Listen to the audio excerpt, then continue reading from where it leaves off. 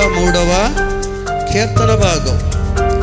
ఈ 103వ కీర్తన భాగములో ఉన్న 22 వచనాల సారాంశం ఒకటేనండి. ఏమిటా సారాంశం అంటే, మనం ఆరాధిస్తున్న దేవుడు కృపా కనికరములు గలవాడని, ఆయన కనికరం ఈ మానవాళి పట్ల బహు హెచ్చుగా ఉందని, కాబట్టి ప్రతి మానవుడు కూడా ఆయన కనికరము కొరకు కనిపెట్టేవారై ఉండాలని ఈ కీర్తనలో భక్తుడైన దావీదు రాజు తన అనుభవాన్ని పొందుపరిచాడు. స్తోత్రం చెబుతారా అందరూ? హల్లెలూయా. మనం ఆరాధిస్తున్న దేవుడు కృపా కనికరములు గల దేవుడు. ఆయన కనికరం మానవాళి పట్ల బహు హెచ్చుగా ఉందట. కనుక అటువంటి దేవుణ్ణి మనం ఆరాధిస్తున్నాం కనుక ప్రతి ఒక్కరూ కూడా ఆయన కనికరం కొరకు కనిపెట్టేవారంగా ఉంటే ఆయన మన పట్ల కనికరమును చూపువాడై ఉన్నాడు. కనుక అటువంటి కృప ప్రతి ఒక్కరూ పొందాలనేది దావీదు భక్తుని యొక్క అభిమతం. అందుకే కీర్తన భాగంలో ఆయన ఈ మాటలన్నీ పొందుపరిచాడు. దేవుని స్తోత్రం. ఆ విధముగా ఈ విధంగా కనికరిస్తున్నాడో, మానవాళి పట్ల ఆయన కనికరం ఎంత గొప్పదో ప్రతి వచనాన్ని చదివితే మనకు అర్థమవుతుందండి. ప్రతి వచనములోనూ కూడా రాయబడింది ఈ కీర్తనలో. హల్లెలూయా. కనుక మనము ఆయన కనికరము కొరకు కనిపెట్టే వారంగా ఉండాలట. మరి ఎంతమంది ఆయన కనికరం కొరకు కనిపెడుతూ ఉన్నారు? అసలే ఆయన కనికరము గల దేవుడు ఎంతమందికి తెలుసండి? దేవుని కనికరము కొరకు కీర్తనలో రాయబడినటువంటి జవాబు ఏంటంటే, ఆయన కనికరము, దేవుని కనికరం మానవాళి పట్ల ఎంత హెచ్చుగా ఉందంటే, ఎంత ఘోర పాపినైనా ఆయన ప్రేమించి వారి పాపములను క్షమించి ఆ పాపము నుండి విడిపించేటంతగా ఉందంట ఆయన కనికరం. హల్లెలూయా. పాపిని ప్రేమించి క్షమించి వారి పాపములను విడిపించే శక్తి లోకంలో ఎవరికీ లేదు, ఒక సృష్టికర్తని దేవునికి తప్ప. దేవునికి స్తోత్రం. హల్లెలూయా. ఎందుకంటే ఆయన ఒక్కడే రక్షించగలవాడు. అందుకని ప్రతి మానవుడి విషయాన్ని గుర్తెరగాలి. ఆయన కనికరం కొరకు కనిపెట్టే అనుభవాన్ని ప్రతి ఒక్కరూ కలిగి ఉండాలనేదే ఈ కీర్తన యొక్క ముఖ్య ఉద్దేశమైనది. దేవుని స్తోత్రం. హల్లెలూయా. యేసుక్రీస్తు ప్రభువారు శరీరధారిగా భూలోకానికి వచ్చిన తర్వాత కొండ మీద ప్రసంగంలో ఈ మాటను ఆయన ఉచ్చరించాడు. చదవండి, మత్తయి రాసిన సువార్త 5వ అధ్యాయం 7వ వచనం. కనికరము గలవారు ధన్యులు, వారు కనికరము పొందుదురు. దేవుని స్తోత్రం. హల్లెలూయా. యేసుక్రీస్తు ప్రభువారు భూలోకానికి వచ్చిన తరువాత మానవాళికి నేర్పించిన పాఠాల్లో ప్రాముఖ్యమైన పాఠం ఇది. ప్రతి మానవుడు దేవుని కనికరం కొరకు కనిపెట్టాలి. ఎందుకొరకంటే ప్రతి మానవుడు పాపి అయి ఉన్నాడు, పాపములో పట్టబడ్డాడు. ప్రతి మానవుల్లో కూడా పాపభీతి అనేది ఉన్నది. పాపభీతి అంటే నేను పాపిని అనే భయం ప్రతి ఒక్కరిలో కూడా ఉంది. మనిషిగా పుట్టిన మహాత్ములైన, లోకములో ఉన్నతమైన స్థితిలో ఉన్నవారైనా, ధనవంతులైనా, గొప్ప అధికారము గలవారైనా వారిలో ఉన్నది పాపభీతి. ఈ పాపభీతి మానవుల్లో ఉంది కనుకనే లోకములో భక్తి అనేది జరుగుతుంది. ఈ భక్తి ఎందుకొరకంటే ముక్తి కొరకే. అనగా ఈ పాపము నుండి విడిపించబడాలని, ఈ పాప భీతి నుంచి మనం విడిపించబడాలని మానవుడు ఈనాడు లోకంలో భక్తి చేస్తున్నారు, భక్తి కార్యాలు ఎన్నో చేస్తున్నారు. దీనిన్నిటికీ కారణం ఒకటే, వారిలో ఉన్న పాప భీతి. భీతి అంటే భయం. కనుక ఈ పాప భీతి ప్రతి ఒక్కరిలో ఉంది. అందుకే ఎన్నో భక్తి కార్యాలు చేస్తున్నారు. ఎందుకంటే ఈ పాప భీతి నుంచి విడుదల పొందాలని, ఈ పాప భీతి నుంచి విడుదల పొందాలని మానవుని యొక్క ఉద్దేశం అండి. దాని కొరకు ఎన్నెన్ని చేస్తున్నాడో మానవుడు. గుళ్ళు కడుతున్నాడు, గోపురాలు కడుతున్నాడు, పుణ్యక్షేత్రాలు దర్శిస్తున్నాడు, పుణ్యనదులంటూ నదుల్లో ములుగుతున్నాడు, బలులు అర్పిస్తున్నాడు, ధూపదీప నైవేద్యాలు చెల్లిస్తున్నాడు. ఎన్నెన్నో భక్తి కార్యాలు లోకంలో మానవుడు చేస్తున్నాడు. దానంతటికి కారణం ఒకటే, వారిలో ఉన్న పాప భీతి. ఈ పాప భీతిని తొలగించేవాడు దేవుడు ఒక్కడే. దేవుని స్తోత్రం. అయితే నువ్వు గుళ్ళు గోపురాలు కట్టమనో, ఎలాగే పుణ్యనదుల్లో స్నానం చేస్తేనో, బలులు అర్పిస్తేనో, ధూపదీప నైవేద్యాలు చెల్లిస్తేనో పాపభీతి నుంచి మానవుడు విడుదల పొందలేడు. హల్లెలూయా, హల్లెలూయా.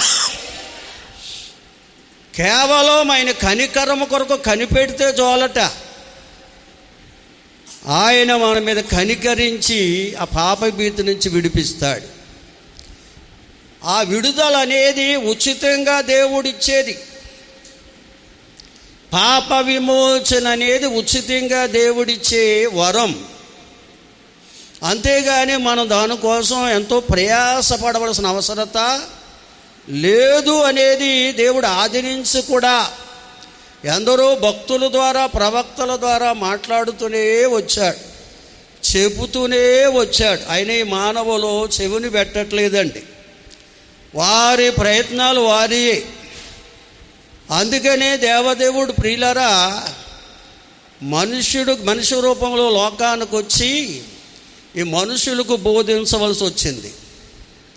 ఈ మనుషులకు బోధించాలంటే మనిషి రూపంలోనే దేవుడు రావాలి. హల్లెలూయా. అందుకే ఆయన 2024 సంవత్సరాల క్రితం రావాల్సి వచ్చింది ఈ పాపలోకంలోనికి. కనుక కీర్తనలు 32వ కీర్తనలో ఓ మాట ఉందండి. మొదటి వచనం చదవండి చాలు. 32వ కీర్తన. మన అతిక్రమములకు పరిహారమునందునవాడు, పాపమునకు ప్రాయశ్చిత్తమునందునవాడు ధన్యుడు. హల్లెలూయా. ఎందుకంటే ప్రియులారా, పాపం అనేది ఎలాగొచ్చిందంటే దేవుని ఆజ్ఞను అతిక్రమించడం ద్వారా లోకంలోని కనుక మానవుల్లోనికి పాపం వచ్చింది. ఆది మానవుడైన ఆదామవ్వలు దేవుని ఆజ్ఞను అతిక్రమించారు. ఏ వృక్షఫలం ఏదే తినొద్దని దేవుడు చెప్పాడో అదే వృక్షఫలాన్ని తినడం వల్ల వారిలోకి చెడుగు అనేది ప్రవేశించింది. ఆ చెడుగే పాపం అంటే. హల్లెలూయా. మానవ జీవితాన్ని చెరిపేసింది. కనుక ప్రియులారా గమనించాలి, ఈ చెడుగు నుంచి మానవుడు విడిపించబడాలంటే మానవుడి వల్ల సాధ్యం కాదు. లోకములో ఎంత ధనమును సంపాదించినా దానివల్ల ఈ పాప విమోచన దొరకదు. పాప విమోచన క్రయధనం బహు గొప్పది అని రాయబడి ఉంది బైబిల్లో. బహు గొప్పదంటే లోకములు ఏవైనా పొందుకోవడానికి డబ్బును ఖర్చు పెట్టవచ్చు, కోట్లాది రూపాయలు ఖర్చు పెట్టి కావలసిన సంపాదించుకోవచ్చు. కానీ ఈ పాప విమోచన క్రయధనం అనేది లోకములో ధనము దానికి సాటి రాదు. వెండి బంగారాలు సాటి రావు. కేవలం అది దేవుని వల్లే సాధ్యం. దేవుని స్తోత్రం. అది దేవుడు చేసే కార్యం. అందుకనే ఆ దేవదేవుడు పూర్వకాలము నుండి నానా సమయాల్లో నానా రీతిలుగా ప్రవక్తల ద్వారా మన పితరులతో కూడా మాట్లాడారు. ఈ దినముల అంతమందు కుమారుని ద్వారా మనతో మాట్లాడుతున్నాడు. దేవుని స్తోత్రం. కనుక ప్రియులారా, ఆయన ఒక్కడే మన పాపానికి విమోచన అనుగ్రహించగలవాడు. మనలో ఉన్న పాప భీతిని తొలగించగలిగిన వాడు ఆయన ఒక్కడే. కనుక ప్రియులారా, ప్రతి మానవుడు కూడా దేవుని కనికరం కొరకు కనిపెట్టాలి. ఎవరైతే ఆయన కనికరం కొరకు కనిపెడతారో వారిని ఆయన కనికరిస్తాడట. కనికరము గలవారు ధన్యులు, వారే కనికరము పొందుకుంటారన్నారు. దేవుని స్తోత్రం చెల్లించండి. హల్లెలూయా. కనుక మనము ఆయన కనికరం కొరకు కనిపెట్టేవారు ఉన్నామా? ఆయన కనికరం కొరకు కనిపెట్టేవారు ఉన్నప్పుడే ఆయన కార్యాలు మనం చూస్తామండి. మనకి ఏదైనా కష్టం వచ్చినప్పుడు, శ్రమ వచ్చినప్పుడు, వ్యాధి వచ్చినప్పుడు, బాధ వచ్చినప్పుడు లోకంలో ఎవరెవరో కనికరం కొరకు కనిపెట్టి ప్రయాసపడుతుంటారు. కానీ ఆ ప్రభు యొక్క కనికరము కొరకు మనం కనిపెట్టేవారు ఉండాలి. ఆయన ఒక్కరే కనికర సంపన్నుడు, కృప చూపే దేవుడు. దేవుని స్తోత్రం. ఎందుకు లోకంలో మానవులు చూపించే కనికరం కేవలం వట్టిది. పైకేదో మన మీద కనికరం చూపించి ఉంటారు, కానీ వారి హృదయం నిండా స్వార్థమే. మన ద్వారా ఏదో ప్రతిఫలం ఆశించి కనికరం చూపించవచ్చేమో, కానీ దేవుడు మన నుంచి ప్రతిఫలం కోరేవాడు కాడండి. ఎటువంటి ప్రతిఫలం కోరడు ఆయన. కేవలం నీవు ఆయన కనికరం కొరకు కనిపెట్టే మనసు ఉంటే చాలు నీకు. ఆ మనసు ఎరిగిన మంచి దేవుడు మన మీద కనికరము చూపిస్తాడు. హల్లెలూయా, హల్లెలూయా. చూడండి, సామెతల గ్రంథం 28వ అధ్యాయం 13వ వచనములో ఈ మాట ఉంది. అతిక్రమములను దాచిపెట్టేవాడు వర్ధిల్లడు, వాటిని ఒప్పుకొని విడిచిపెట్టువాడే కనికరము పొందుతాడు. దేవుని స్తోత్రం. హల్లెలూయా. మనం ఆయన కనికరం కొరకు కనిపెట్టి ఆయన కనికరం పొందాలంటే మధ్యలో ఒక కార్యం ఉందండి. మనలో ఉన్న అతిక్రమాలు దాచిపెట్టుకుని ఆయన కనికరం కొరకు కనిపెడితే మనల్ని కనికరించడండి. మనలోని అతిక్రమాలు ఒప్పుకోవాలి, దాచిపెట్టుకోకూడదు, ఒప్పుకోవాలి. విడిచిపెట్టే మనసు మనలోకి రావాలి. అప్పుడే ఆయన మన మీద కనికరము చూపిస్తాడు. హల్లెలూయా. ఎందుకంటే మన హృదయములో దాగి ఉన్నదేదో దేవునికి తెలుసు. అపోస్తల కార్యాలు అంటాడు, ఆయన అందరూ హృదయములను ఎరిగినవాడు అంటాడు. నా హృదయములో ఏముందో, నీ హృదయములో ఏముందో, ఇక్కడున్న వారందరూ హృదయములు ఏముందో ఆయనకి తెలుసు. ఎక్కడున్నవారు హృదయాలే కాదండి, భూదిగంతాల వరకు నివసిస్తున్న ఈ మానవాళి హృదయములో ఏమి దాగి ఉందో దేవునికి తెలుసు. ఆయన కనుదృష్టిలో మరుగైనదంటూ ఏదీ లేదు. దేవుని స్తోత్రం. కనుక మనం ఆయన కనికరం పొందాలంటే ముందు మన అతిక్రమాలను కప్పుకోకుండా ఒప్పుకోవాలి. విడిచిపెట్టే మనసు మనలోకి రావాలి. అప్పుడే ఆయన మన మీద కనికరం చూపిస్తాడు. మన పాపాలు క్షమిస్తాడు. ఆ పాపస్థితి నుంచి మనల్ని విడిపిస్తాడు. పరిశుద్ధ మార్గములో నిలబెట్టి నడిపిస్తాడు. ఆయన కనికరం అంత గొప్పదండి.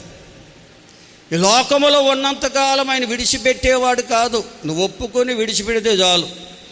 నీ అతిక్రమాలు దాచుకోకుండా ఒప్పుకొని విడిచిపెడితే చాలు. ఆయన కనికరం నీ మీద నిలిచి ఉంటుంది. దేవునికి స్తోత్రం. అదే బైబిల్ చెప్తున్న సత్యం అండి. స్తోత్రం చెబుతారండి. బిగ్గరగా దేవుని స్తుతిందామండి. హల్లెలూయా. కనుక మనం అతిక్రమాలు దాచిపెట్టుకునే వారం ఉండకూడదు. ఆదామవులు దాచిపెట్టుకున్నారు, అందుకే దేవుని కనికరాన్ని కోల్పోయారు, పాపులుగానే మిగిలిపోయారు. కయీను కూడా అతిక్రమాన్ని దాచిపెట్టుకున్నాడు. అప్పటికే దేవుడు అతనిలోని అతిక్రమాన్ని ఎత్తు చూపించాడు. దానికి పర్యవసానంగా ఎంత శిక్ష వస్తుందో చెప్పాడు. అయినా కానీ కయ్యను విడిచిపెట్టే ఒప్పుకోలేదు, విడిచిపెట్టే మనసు లేదు వాడికి. వాడు దేశదిమ్మరైపోయాడు, లోక సంబంధి కానీ పాపి కానీ మిగిలిపోయాడు. అలాగే ఎందరో భక్తులు అతిక్రమాలు దాచిపెట్టుకుని దేవుని కనికరాన్ని పొందకుండా నిత్యనాశనానికి పోయారు. దేవుని స్తోత్రం చెల్లించండి అందరూ. కనుక గమనించాలి ప్రియులారా, పరిశుద్ధ గ్రంథములో భక్తుడైన ఈ కీర్తన రాసిన భక్తుడైన దావీదు రాజు 51వ కీర్తనలో తన అతిక్రమాలు ఏ విధంగా ఒప్పుకుంటున్నాడో, విడిచిపెట్టే మనసు కలిగి ఉన్నాడో 51వ కీర్తన 1 నుండి 7 వచనాలు చదవడం చాలు. దావీదు భక్తుడు చేసినటువంటి ఆ పాపాను బట్టి ప్రవక్త ద్వారా దేవుడు దావీదు భక్తును గద్దించాడు. అతనిలో అతిక్రమాల్ని బట్టబయలు చేశాడు.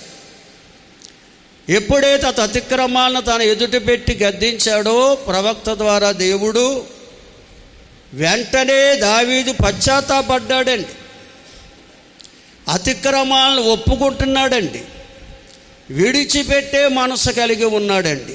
అందుకే దేవదేవుడు దావీదు యొక్క అతిక్రమములకు పరిహరించాడు, అతని పాపానికి ప్రాయశ్చిత్తం చేశాడు. దేవుని స్తోత్రం చెబుదామండి. హల్లెలూయా. బిగ్గరగా దేవుని స్తోత్రం చెబుదామా. హల్లెలూయా. కనుక దావీదు భక్తుని ప్రార్థన దేవుడు ఆలకించాడండి, దేవుడు కనికరించాడండి. కనుక మన అతిక్రమాలను దాచిపెట్టుకోకూడదు, ఒప్పుకుని విడిచిపెట్టే వారమై ఉండాలి. ఇంకా మనం చూస్తే సమరీ స్త్రీని చూడండి. సమరీ స్త్రీతో యేసయ్య అన్నాడు, అమ్మా ఈ నీళ్లు దాహానికి ఇమ్మంటే ఎన్నో విషయాలు చెప్తున్నావు, నువ్వు నన్ను యూదుడిగా ఎంచావు, యూదులకి సమరీకి సాంగత్యం లేదంటున్నావు, ఈ బావి లోతైందంటున్నావు, చేద కూడా లేదు కదా నీకని ఎన్నెన్ని చెబుతున్నావు నువ్వు. నా వద్ద నీళ్లున్నాయి, అవి త్రాగేవాడు ఎవడు ఎన్నటికీ దప్పికొనడు అనగానే ఆ నీళ్ళేవో నాకు ఇవ్వండి అంటుంది. ఇస్తాను, నీ పెనిబిటి నేను తీసుకురా అన్నాడు. ఎందుకంటే ఆమె పాప జీవితం అంతా యేసయ్యకు తెలుసండి. నాకు వివాహం కాలేదంది, ఆ మాట సత్యమే. కానీ ఇప్పటి వరకు నీకు 5 పెనిమిటిలు ఉన్నారు, ఇప్పుడు ఉన్నవాడు కూడా నీ పెనిమిటి కాడన్న సంగతి నాకు తెలుసు అన్నాడు.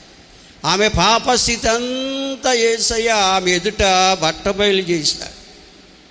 భక్తి ముసుగేసుకోవాలనుకుంది, మేము భక్తులేమో అంటుంది.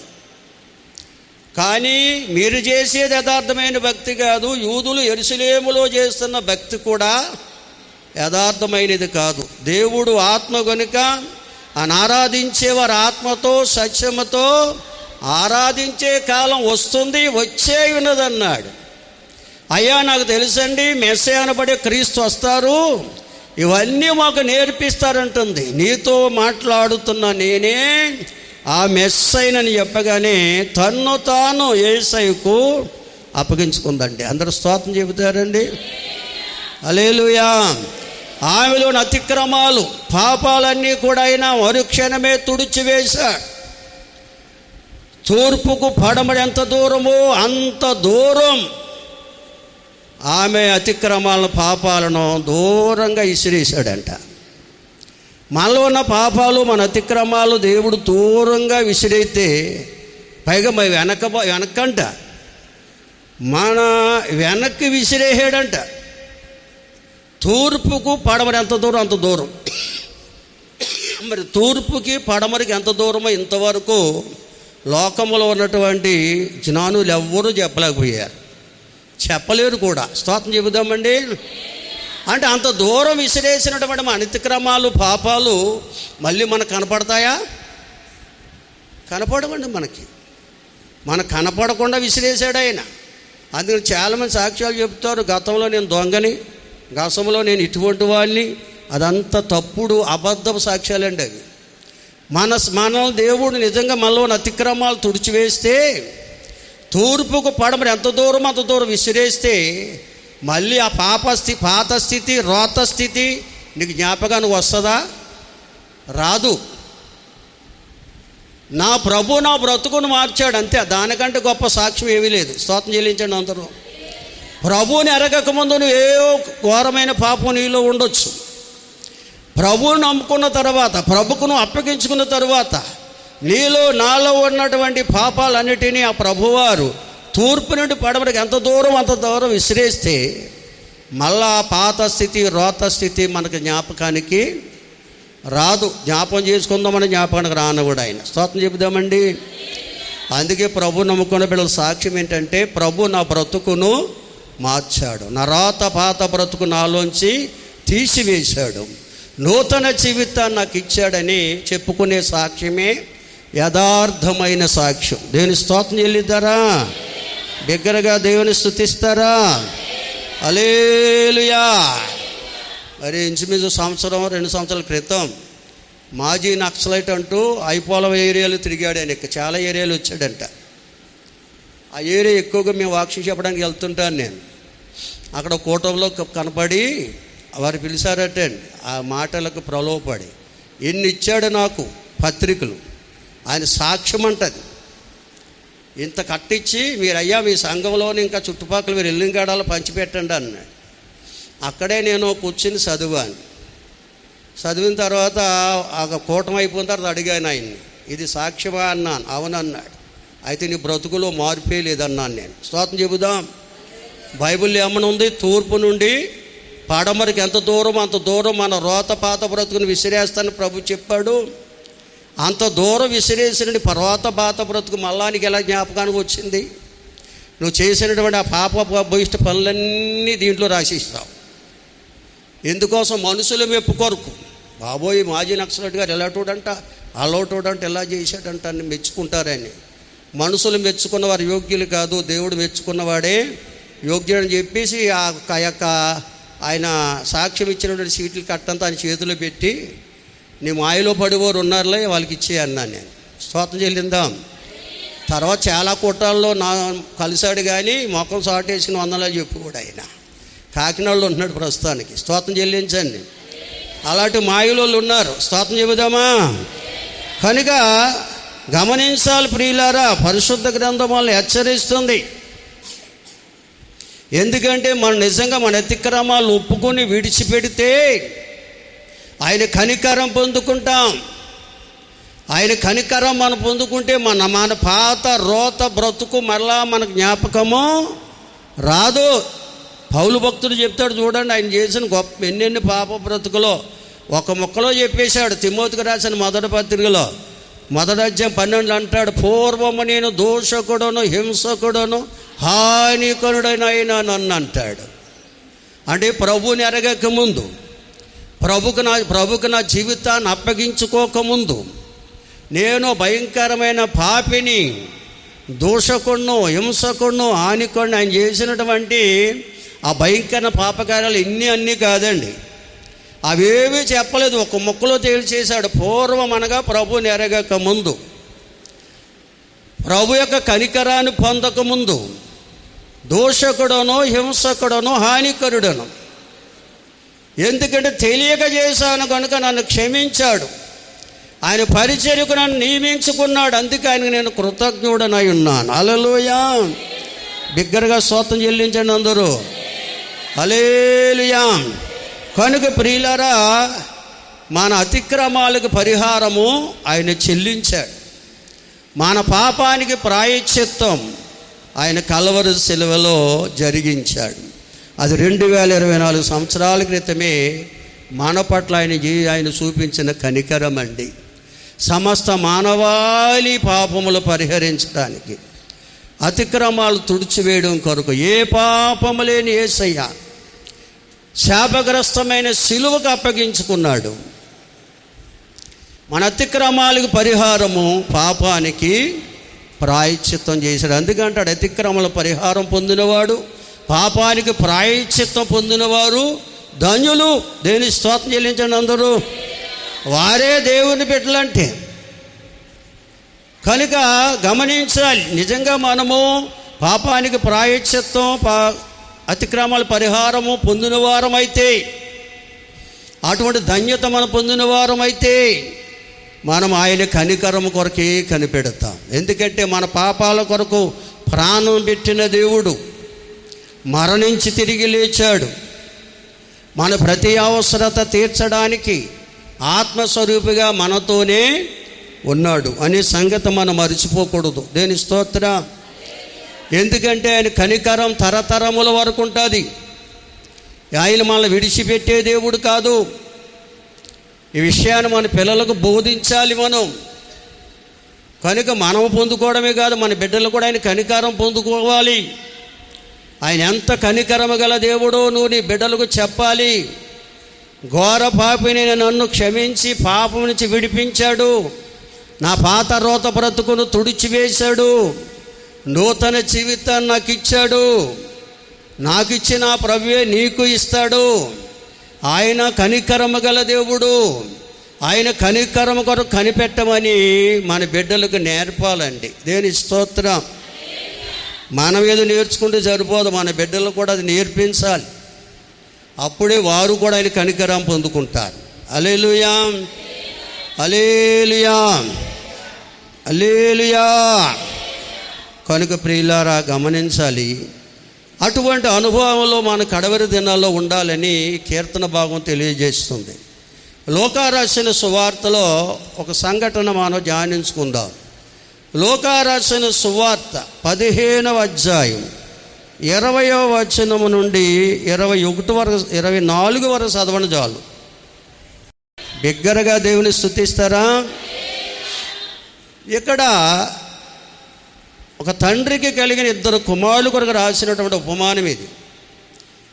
అయితే మనము అతడు చేసిన కార్యాన్ని బట్టి తప్పిపోయిన కుమారుడు అంటుంటాం.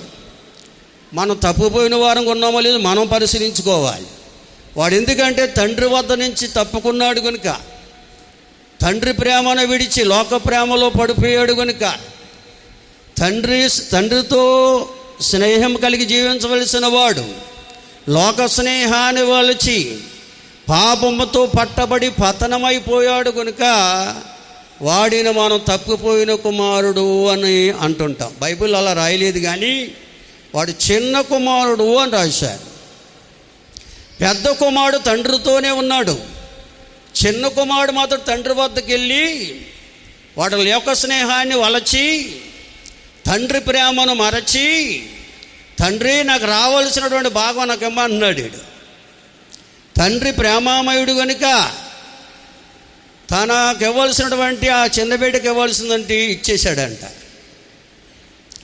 ఆ తీసుకుని వెళ్ళిపోయాడని లోక స్నేహితులతో కలిసి దుర్వ్యాపారము చేసి సమస్తాన్ని కోల్పోయాడని ఆకలితో అలమటించిపోతూ చివరికి పందులు మేపడానికి సిద్ధపడ్డాడని, ఆ పందులు మేపుతున్నప్పుడు కూడా మరి చరిత్రకారులు రాశారు, ఒక పూట భోజనానికే కుదుర్చుకున్నాడు అంటాడు పందుల యజమాని. పగలంతా నువ్వు పందులు మేపుతావు కనుక పగటి వేళ నీకు భోజనం పెడతానన్నాడంట.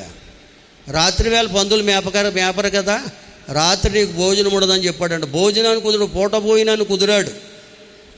రాత్రి ఆకలితో అలమటించిపోతూ పందులకి వేసే పొట్టు తినాలని ఆశతో తినబోయాడటండి. ఆ యజమాను చూసి ఆ పందులకేసే పొట్టును కూడా తినడానికి ఇష్టపడలేదట యజమాని. దేవుని స్తోత్రం చెబుదామండి. అంటే ఎంత దిగజారిపోయాడో చూడండి, ఎంత హీనాతిహీన స్థితికి దిగజారిపోయాడో. అప్పుడు బుద్ధి వచ్చిందంట.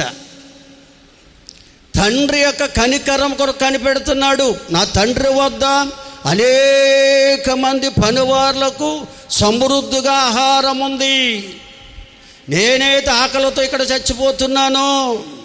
నా తండ్రి వద్దకు వెళ్ళాలి, నా తండ్రితో ఈ విధంగా చెప్పుకోవాలని, తండ్రి నేను పరలోకమునకు విరోధముగా నీ ఎదుట నేను పాపము చేశాను. అయ్యా నన్ను నీ కుమారుడుగా ఒకడుగా కాదు పనివాళ్ళు ఒకరుగా చేర్చుకోమని అడుగుదామని మనసులో అనుకుని ప్రయాణమై వెళుతున్నాడటండి. కనుక ప్రియులారా, అక్కడ దేవుని ప్రేమ కొరకు రాశాడు అక్కడ. ఎందుకంటే వీళ్ళు చాలామంది దేవుని గట్ట 2 రకాల బిడ్డలు ఉంటారటండి. ఆడవాళ్ళు అవని, పురుషులు అవని, స్త్రీలు అవని. మనం 2 రకాలంటే మనం అనుకుంటాం ఆడబిడ్డ మగబిడ్డ అనుకుంటాం. దేవుని దృష్టిలో స్త్రీకి వేరుగా పురుషులు లేడు, పురుషునికి వేరుగా స్త్రీ లేదు, ఇద్దరిని ఒకలాగే చూస్తాడు ఆయన. అయితే ఇద్దరుగా ఎందుకు చెప్తున్నామంటే, కొందరేమో తండ్రి ప్రేమను ఎరిగి తండ్రి కనికరము కొరకే కనిపెడుతూ తండ్రితో ఉన్నవారు, కొందరేమో లోక స్నేహాన్ని వలచి తండ్రి ప్రేమను మరచి లోకములో కలిసిపోతున్నవారు. వారికి కూడా ఆయన ఆస్తి ఇస్తాడటండి. ఆయనతో ఉండడానికి ఇష్టం లేకపోయినా, లోకం స్నేహంతో పరుగులు తీసిన వారికి ఆస్తి ఇస్తాడండి. ఏమిటో తెలుసు ఆయన ఆస్తి? ఆయుస్సు, ఆరోగ్యం. దానికి మించిన ఆస్తి లేనే లేదు. దేని స్తోత్రం చెల్లించండి అందరూ. ఈ లోక సమయం తల్లిదండ్రులు కొంత ధనాన్ని ఇవ్వచ్చు, కొంత ఆస్తులు ఇవ్వచ్చు. కానీ పరమ తండ్రి మనకి ఇచ్చే ఆస్తి ఏంటో తెలుసా? ఆయుస్సు, ఆరోగ్యం. ఈ 2 ఉంటే చాలు, మానవుడు బ్రతికేస్తాడు లోకంలో. ఆయన ఆయుస్సు ఇవ్వకపోయినా, ఆరోగ్యం ఇవ్వకపోయినా మనం ఏ పని చేయలేమండి. చాలామంది అంటారు, నా తెలివి, నా బుద్ధి, ఇటువంటి ఉద్యోగం చేస్తున్నాను, ఇటువంటి పని చేస్తున్నాను, ఎంత జీతం వస్తుంది నెలకు, నాకు ఎంత కష్టపడి సంపాదన అనుకున్నా. నీ తెలివి కాదు, నీ బుద్ధి కాదు, ఆ ప్రభు యొక్క కనికరం. నీకు ఆయుష్ ఇస్తున్నాడు, ఆరోగ్యం ఇస్తున్నాడు కనుక నీవు ఈ విధంగా సంపాదించగలుగుతున్నావు. లేకపోతే నువ్వు సంపాదించగలవు, ఆయుషే లేకపోతే చేసేది ఏముంది? ఆయుష్ ఇచ్చేవాడు ఆయనే, ఆరోగ్యం ఇచ్చేవాడు ఆయనే. ఆయుష్ ఉన్న ఆరోగ్యం లేకపోతే ఏ పని చేయలేం. కనుక 2 కూడా దేవుడిచ్చే ఆస్తి. లోకములో ఏ తల్లిదండ్రులు ఇవ్వలేరు. దేవుని స్తోత్రం చెల్లిందాం అందరం. అది పరమ తండ్రి ఇచ్చే ఆస్తి అండి. ఈ చిన్న కుమారుడు ఆయుష్ను, ఆరోగ్యాన్ని కూడా పోగొట్టుకున్నాడు. ఆ దుర్వ్యాపారం వల్ల ఆరోగ్యం క్షీణించిపోయింది, ఆయుస్సు తరిగిపోతుంది. చివరికి తండ్రి కనికరం కొరకు కనిపెట్టడం ప్రారంభించాడు. లోకములో ఎవరు కనికరించేవారు లేరు. ఆ పందుల యజమాని కనికరించాడు కానీ ఒక పూట పోయినానికి ఆడికి ఆకలి తీర్చలేకపోయాడు. తండ్రి వద్ద అనేక మందికి సమృద్ధి అయిన ఆహారం ఉందని గుర్తెరిగాడు. ఎందుకంటే మన ఆరాధిస్తున్న దేవుడు సర్వ సమృద్ధి గల దేవుడు. హల్లెలూయా. సమస్తమును కలిగిన దేవుడు. హల్లెలూయా. ఆయన దగ్గర లేదంటూ ఏమీ లేదండి. మనకేం కావాలన్నీ ఆయన వద్ద ఉన్నాయి కనుక గమనించాలి. అందుకే బుద్ధి, జ్ఞానము, సర్వ సంపదలు ఆయనలోనే గుప్తమై ఉన్నాయని రాయబడి ఉంది. ఈ యొక్క చిన్న కుమారుడు, ఈ తప్పిపోయిన వాడు తన తప్పును తెలుసుకున్నాడు. అదే బుద్ధి రావడం అంటే. దేవుని కనికరం కొరకు తండ్రి కనికరం కొరకు కనిపెడుతూ, తండ్రి నేను పరలోకమునకు విరోధముగా నీ ఎదుట నేను పాపము చేశాను. యేసుప్రభువు వారు చెప్పిన ఉపమానాల్లో ఇదొకటి. లోకములో కొన్ని మనుషుల్ని ఉద్దేశిస్తూ మనకు ఉదాహరణ చూపిస్తూ చెబుతారు ప్రభువా. కనుక ప్రియవేళ చాలామంది ప్రభువుని నమ్ముకుంటున్నారు. ఆ ప్రభువు కనికరం కొరకు కనిపెట్టేవారు చాలామంది అరుదైపోయారండి. నువ్వు ఏ పట్టణములుండు, ఏ ప్రాంతములుండు, ఎక్కడుండు, హైదరాబాదులో ఉన్నావో, గుంటూరులో ఉన్నావో, గుడివాడలో ఉన్నావో, విజయవాడలో ఉన్నావో, ఈ దేశంలో నువ్వు ఎక్కడున్నా కానీ, ఏ దేశంలో ఉన్నా కానీ సోదరి సోదరుడా, ఆయన నువ్వు నమ్ముకున్న ప్రభువే కనికరము గల దేవుడు. హల్లెలూయా.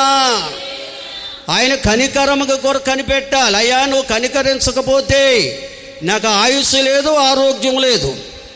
నువ్వు కనికరించి నాకు ఆయుష్, ఆరోగ్యం ఇచ్చావు కనుక, నా భర్తకు ఆరోగ్యం, ఆయుష్ ఇచ్చావు కనుక మేము ఈ స్థితిలో ఉండగలిగాము నాయనా అని ఆయన కనికరం కొరకు కనిపెట్టి ప్రార్థించేవారు అయి ఉండాలి. దేవుని స్తోత్రం. హల్లెలూయా. చాలామంది కొంత ధనాన్ని సంపాదించినప్పటికీ, స్థితిలోకి వచ్చినప్పటికీ దేవుణ్ణి మర్చిపోతారండి. దేవుణ్ణి మర్చిపోతారు, దైవజనుడిని మర్చిపోతారు. దేవుని స్తోత్రం చెల్లించండి అందరూ. ఎందుకు మేము ఎంతమందికి బాప్తిసం ఇచ్చానో అందరి పేర్లు నా హృదయంలో ముద్రించబడ్డాయి. ఎంతమంది తప్పిపోయారో కూడా నాకు తెలుసు. ఎవరి కోసం ప్రార్థన చేయడం మానం మేము. మరి ఎక్కడున్నా ఏ ప్రాంతంలో ఉన్నా మీరు మర్చిపోవచ్చు మమ్మల్ని, మేము మర్చిపోం. ఎందుకంటే దేవుడు మాకు ఇచ్చిన కృపది. స్తోత్రం చెల్లించండి అందరూ. మాకు కొన్ని కట్టడలు పద్ధతులు, నా పద్ధతుల ప్రకారంగా సేవ చేయాలి. మేము మీ ఇష్టానుసారంగా మేము సేవ చెయ్యం. మీరు అనుకోవచ్చు ఇలా చేస్తున్నారు పాస్టర్ గారు, అలా చేస్తున్నారు. ప్రభు ఎలా చెబితే అలా నడుచుకోవాలి మేము. స్తోత్రం చెల్లించండి అందరూ. ఎందుకంటే దేవుని జత పనివారం మేము, దేవునితో కలిసి పనిచేసే వాళ్ళం, దైవ సేవకులం అంటే. స్తోత్రం చెల్లించండి అందరూ. కనుక మనం ఆయన కనికరం గారు కనిపెట్టేవారంగా ఉండాలి. కొలసీ పత్రిక 1వ అధ్యాయం ఒకసారి చదవండి. 21వ వచనం చదవండి దయతో. హల్లెలూయా. ఈ కొలసీలో ఉన్న సంఘంలో యూదులు ఉన్నారు, యూదులు కాని వారు అన్యజనాంగము కూడా రక్షించబడ్డారు. ప్రభువు అయిన క్రీస్తు యేసుని నమ్ముకున్నారు. అందుకే వారిని ఉద్దేశిస్తూ అంటాడు, పూర్వం మీరు దేవునికి దూరస్తులు, ప్రభువుని ఎరగక ముందు మీరు దేవునికి దూరస్తులు, మీ మనసులో విరోధ భావం ఉంది. వీళ్ళు చూడండి, ప్రభువుని ఎరగని వారు మన పట్ల ఎన్ని విరోధము కలిగినటువంటి మనసులతో మాట్లాడతారు. వారికి విరోధ భావం ఉంది మనసులో, మన మీద విరోధ భావం ఉంది, వ్యతిరేక మనసు ఉంది. అందుకని వారు మనల్ని దూషిస్తారు, ద్వేషిస్తారు, మనల్ని నాశనం చేయాలని చూస్తారు. మనము దేవుణ్ణి ఎరగక ముందు దేవుని పట్ల విరోధ భావం కలిగిన వారు. క్రైస్తవులా, యేసుప్రభు దేవుడా అన్నవారు యేసుప్రభుకు సాగిలు పడేవారుగా మారుతున్నారు. దేవుని స్తోత్రం చెల్లిందాం. హల్లెలూయా. ఒకప్పుడు మనం అటువంటి వారమే.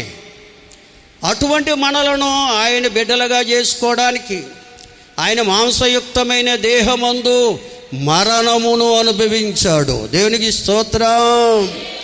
ఆయన ఎంత కనికరము గల దేవుడో చూడండి ప్రియులారా. మన పాపముల కొరకు, మన అపరాధముల కొరకు, ఏ పాపమైతే మన దేవుడికి దూరం చేసిందో, ఏ పాపమైతే దేవుని పట్ల విరోధ భావం గలవారుగా మనల్ని మార్చిందో, అటువంటి పాపపు అడ్డుగోడలు కూల్చివేయడానికి ఏ పాపము లేని యేసయ్య, ఏ లోపము లేని ప్రభువారు తన్ను తాను శాపగ్రస్తమైన శిలువకు అప్పగించుకున్నాడు. పాపి అయిన మానవుడు పొందవలసిన శిక్షది. ఆ శిక్షను ఆయన మీద వేసుకున్నాడు, ఆయన వహించాడు, ఆయన భరించాడు. తద్వారా దేవునికి దూరస్తులైన మనలను దేవునికి సమీపస్తులుగా మార్చేశాడు. దేవుని స్తోత్రం చెల్లించండి. దేవుని పట్ల విరోధ భావం కలిగినటువంటి మనలను దేవుడంటే ఇష్టపడేవారుగా మార్చేశాడు. ఆయన కనికరమ గలవారుగా, కనికరం కొరకు కనిపెట్టేవారుగా మార్చేశాడు. ఇదంతా ఆయన చేసిన కల్వరి శిలువ యాగము ద్వారా జరిగిన కార్యాలు. దేవుని స్తోత్రం. ఆయన చేసిన త్యాగమే, ఆయన చేసిన యాగమే, కల్వరి శిలువ యాగమే ఈనాడు మనలను దేవునికి సమీపస్తులుగా మార్చింది. ఆ దేవుని కనికరము కనిపెట్టే వారంగా మళ్ళీ మార్చింది ఆయన చేసిన కల్వరి శిలువ యాగమేనండి. దేవుని స్తోత్రం చెబుతారా? హల్లెలూయా, హల్లెలూయా. కనుక నిజంగా మనం ఆయన కనికరం గారు కనిపెట్టే వారం ఉంటే, అటువంటి వారి కోసం పౌలు భక్తుడు అద్భుతమైన మాట పలికాడండి. కొరింథీ మొదటి పత్రికలు ఉంటుంది ఈ మాట, ఒకసారి చూద్దామండి. కొరింథీ మొదటి పత్రిక, బైబిల్ ఉన్నవారందరూ తెరవాలండి దయతో. 5వ అధ్యాయం 7-8 వచనాలు చదువుతారా? దేవుని స్తుతిందామా? ఎందుకంటే ప్రియులారా, మనలను ఆయన కనికరము, ఆయన కృపా కనికరమును బట్టి లోకములో పాపములో నశించిపోతున్న మనలను, దుష్టత్వము దుర్మార్గతతో నింపబడిన మనలను ఆయన బిడ్డలుగా, ఆయన కనికరము కొరకు కనిపెట్టే వారంగా, ఆయనకి సమీపస్తులుగా చేయడం కొరకు 2024 సంవత్సరాల క్రితమే శరీరధారిగా భూలోకానికి వచ్చి 33.5 సంవత్సరాల వయసులో తన్ను తాను ఆయన సిలువకు అప్పగించుకున్నాడు. ఆ కల్వరి సిలువ యాగము ద్వారా, ఆయన చేసిన త్యాగము ద్వారా మనకు పాప విమోచన దొరికింది. హల్లెలూయా. అనగా మన అతిక్రమాలకి పరిహారం, మా పాపానికి ప్రాయశ్చిత్తం లభించింది. కనుకని నాడు మనం ఆయన సన్నిధిలో సహవాసములో ఆయన బిడ్డలమని చెప్పుకుంటూ ఆయన బిడ్డలుగా జీవిస్తున్నాం. ఆయన కనికరం కొరకు కనిపెడుతూ కనికరించబడి సమయోచితమైన సహాయం కొరకు ఆయన కృపాసనం వద్దకు వస్తున్నాం. హల్లెలూయా. కాబట్టి మనం ఎవరమంటే పులిపిండి లేనివారము, అంటే దుష్టిని మనసు లేనివారం, దుర్మార్గత దుష్టత్వం లేనివారం. కనుక అటువంటి వారముగా మనం ఉన్నాం. పులిపిండి అనేది మనలోకి వస్తే అది మన జీవితాన్నే చెరిపేస్తుంది. మళ్ళా దుర్మార్గత దుష్టత్వం మనలోకి రాకూడదు. అంటే ఆయన కనికరము కొరకే కనిపెట్టేవారు ఉండాలి. ఆయన కనికరం కొరకు కనిపెట్టేవారే నిజమైన ఆయన బిడ్డలు. అందుకే అక్కడ రాస్తాడు, మన కొరకు పస్కా పశువుగా ప్రభువు అయిన క్రీస్తు వధించబడ్డారు. హల్లెలూయా. ఈ విషయాన్ని మనం మర్చిపోకూడదండి. ఎందుకు కల్వరి సిలువలో ఆయన యాగమయ్యారంటే మన కోసమే, మన కోసమే. కను ప్రియులారా, మనలను ఆయన బిడ్డలుగా చేసుకోవడానికి, ఆయన కనికరము కలిగి జీవించేవారుగా చేయడం కొరకు, ఆయనకు దూరస్తులైన మనల్ని సమీపస్తులుగా చేసి ఆయన కుమారులుగా కుమార్తెలుగా మార్చి నిత్యరాజ్యానికి స్వతంత్రింప చేయడం కొరకు ఆ ప్రభు అయిన క్రీస్తు మనలో ఉన్న దుష్టత్వాన్ని దుర్మార్గతను కల్వరి శిలువ యాగము ద్వారా కొట్టివేశాడు. హల్లెలూయా, హల్లెలూయా. కనుక ప్రియులారా, మనం కల్వరి శిలువ యాగాన్ని మర్చిపోకూడదు. ఆ కల్వరి శిలువ యాగాన్ని మనం ఎన్నడూ కూడా విసర్జించేవారం ఉండకూడదు, మరిచిపోయేవారం ఉండకూడదు. ఆ కల్వరి శిలువ యాగాన్ని ఎప్పుడూ కూడా మన హృదయంలో ధ్యానించే వారంగానే ఉండాలి. ఒకప్పుడు మనం కనికరించబడలేదు, ఇప్పుడైతే మనం కనికరించబడ్డాం. కనుక ఒకప్పుడు లోకస్తులమే, ఇప్పుడు మనం దేవుని ప్రజలం. ఈ విషయాన్ని మనం మర్చిపోకూడదు. హల్లెలూయా. సిలువలో సాగింది యాత్ర. ఆ కల్వరి శిలువ యాగాన్ని ఎప్పుడూ కూడా మదిలో ధ్యానించే వారంగా ఉండాలి. వారే ఆయన కనికరం కొరకు కనిపెట్టగలరు. నా కోసం, నా పాపాల కొరకు ప్రాణం పెట్టిన దేవుడు మరణము జయించి ఆత్మస్వరూపిగా నాతోనే ఉన్నాడు. నా ప్రతి అవసరత తీర్చడానికి, నా నిందలు తొలగించడానికి, నీతిమంతురాలుగా నీతిమంతుడిగా తీర్చడానికి నిత్యము నా కోసమే తండ్రికి విజ్ఞాపనము కూడా చేస్తున్నాడనే విశ్వాసం నీలో ఉంటే నిత్యము ఆయన కల్వరి శిలువ యాగాన్ని ధ్యానించేవారు ఉంటామండి. హృదయములో జరుగుతున్న కార్యం, అంతేగాని ఆ శిలువను ధరించుకోమని బైబిల్లో రాయలేదండి, ధ్యానించమంటున్నాడు. హల్లెలూయా. అది హృదయ ధ్యానము ఉండాలి. అందుకని దావీదు భక్తుడా, నా నోటి మాటలు నా హృదయ ధ్యానము నీ దృష్టికి అంగీకారముగా ఉండుగా అంటాడు. అంటే మనము మన హృదయంలో ధ్యానించేది శిలువ యాగాన్ని, ఆయన త్యాగాన్ని మన హృదయంలో ధ్యానించేవారు ఉండాలి. అందుకే పౌలు గారు కూడా కొరింథీ సంఘానికి అన్నాడు, మేము సిలువ వేయబడిన క్రీస్తును ప్రకటించుచున్నాము. హల్లెలూయా. ఎందుకు సిలువ వేయబడ్డాడు? ఆయన శిలువ యాగము ద్వారా మనకు అనుకరించబడిన కృప ఏమిటో నిజంగా మనం ఎరిగి ఉంటే మన జీవితాంతము కూడా ఆయన కనికరం కొరకు కనిపెట్టేవారు ఉంటాం. ఆయన శిలువను గురించిన ధ్యాస ఆశ మనలోనే ఉంటుంది. అటువంటి అనుభవాన్ని కడవరి దినాల్లో మనం కలిగి ఉంటే పులిపిండి అనేది మనలోకి రాదండి. అటువంటి భావం నీలో ఉంటే ఈ యొక్క ఆయన సిద్ధపరిచిన బల్లను ఎలాగ ఆచరిస్తావని రాశాడు అక్కడ. పండగ వలె ఆచరిస్తావంట. ఎలాగా? కపటము లేని మనసుతో, నిష్కపటమైన మనసుతో, సత్యమని పులియని రొట్టెతో పండుగ ఆచరిస్తాం. ప్రభు బల్ల అనేది ఒక పండుగ అని రాశాడు బైబిల్లో. అంతేగాని ప్రభుబాల ఆరాధనలో ఏవేవో చాలామంది కొంతమంది భక్తులు ప్రభుబాల ఆరాధనకి ఈ పాటలు, పునరుద్ధానానికి ఈ పాటలు, సిలువ యాగానికి ఈ పాటలు అని కొన్ని రాశారు. అన్నీ కూడా ఎల్లప్పుడూ పాడే పాటలు అండి. అవి ఎల్లప్పుడూ పాడొచ్చా పాటలు, ఎల్లప్పుడూ పాడొచ్చా పాటలు. దేవుని స్తోత్రం చెల్లించండి. ఆ పాటలు కనీసం ఏదో ప్రభుబాల ఆరాధనలోనే కాదు, ఎల్లప్పుడూ ప్రభు సన్నిధిలో పాడే పాటలు అవి. నీలో పశ్చాత్తాపం పుట్టిస్తుంది, నాలో పశ్చాత్తాపం పుట్టిస్తుంది.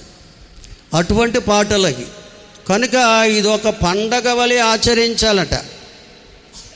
మన హృదయములో నిష్కపటమైన హృదయం మనలో ఉంటే, పులిపెండి లేని వారుగా మనం ఉంటే, ప్రియులారా, మనము ఇది పండగగానే ఆచరిస్తాం. ఎందుకంటే నా బ్రతుకును ప్రభు మార్చిన కార్యం ఇది. ప్రభువు కలవరి శిలువలో యాగం అవ్వకపోతే నా బ్రతుకులో ఏనాడు మార్పు వచ్చేది కాదు. ఆ పాత రోత బ్రతుకుతోనే నశించిపోయేదాన్ని. ఈవేళ నేను ఆ భయంకర స్థితి నుంచి విడుదల పొంది ప్రభు బిడ్డగా జీవిస్తున్నానంటే, ప్రభు యొక్క కనికరాన్ని పొందుకుంటూ ముందుకు సాగుతున్నానంటే కేవలం ఆయన నా పట్ల చూపించిన ఆ యొక్క సిలువ ప్రేమ. హల్లెలూయా, హల్లెలూయా. అందుకంటాడు ఆయన సిలువ మరణం పొందినంతగా మనలను ఆయన తగ్గించుకుని మనల్ని ప్రేమించాడట. ఎంత గొప్ప దేవుడండి. కనుక ఇటువంటి అనుభవంలో కడవరి దినాల్లో నేను మనందరం ఉండాలని ప్రభు కోరుకుంటున్నాడు. ప్రియులారా, ఈ అనుభవం మనకు ఉండాలి. ఏదో వస్తున్నాం వెళ్తాం చెప్పి కాదు, కానీ ఇవాళ మనం దేవుని బిడ్డలుగా మార్చబడ్డామంటే కారణం ఆయన చేసిన యాగమే, త్యాగమే. ఈ అనుభవంలో వచ్చిన వారందరూ కూడా ఆయన సన్నిధికి వచ్చి మోకరించండి. ధన్యవాదాలకు కారణభూతుడమైన మా పరలోకపు తండ్రి, మీకే వందనములు, స్తోత్రాలు, స్తుతులు. నాయన దినారాధన అంతటలో మీ సన్నిధి నుంచి మాతో మీరు మాట్లాడి మమ్మల్ని బలపరిచినందుకే స్తోత్రాలు. అవునయ్యా, నువ్వు కృపా కనికరముల దేవుడు. మా పట్ల మీకున్న కనికరం అతి అంచెంత అయా హెచ్చుగా ఉన్నదని ప్రభా ఈ లేఖనాల ద్వారా మాతో మాట్లాడినందుకు వందనాలు దేవా. మీ కనికరము చెప్పినే మేము ఈనాడు ప్రభా నీ బిడలముగా జీవించగలుగుతున్నాం. ప్రభానికి సమీపస్తులుగా ఉండి నీకు మొరపెట్టగలుగుతున్నాం నాయనా. మీ కార్యాలు అనుభవించగలుగుతున్నాం తండ్రి. ఎటువంటి అనుభవం ప్రతి బిడ్డకు దయచేయమని వేడుకుంటూ ఉన్నాం. దేవానికి స్తోత్రాలు. వచ్చిన ప్రతి బిడ్డను దీవించండి.